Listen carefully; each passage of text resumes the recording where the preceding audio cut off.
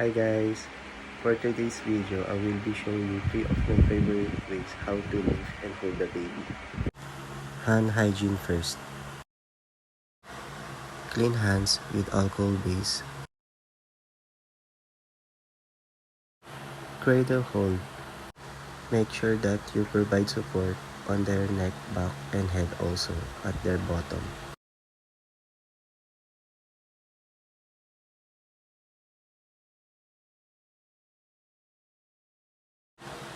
Lap hold.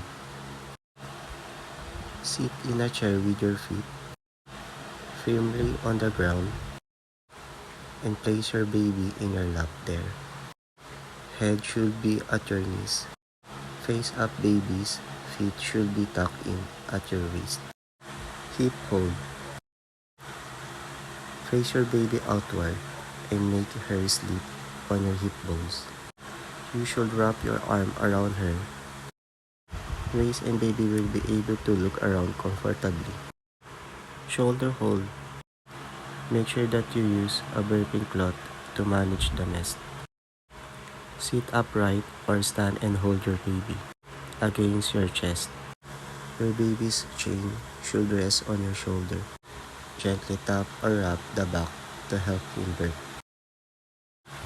Face down on your lap. Hold your baby sitting up in your lap or across your knees. Support the baby's chest and head with one hand by crowding your baby's chin in the palm of your hand. Gently tap the back around to help him burp. Sitting up. Gently assist the baby to be in a sitting position. Support the neck and the head. Gently pat the back or rub to help him burp. Thanks for watching.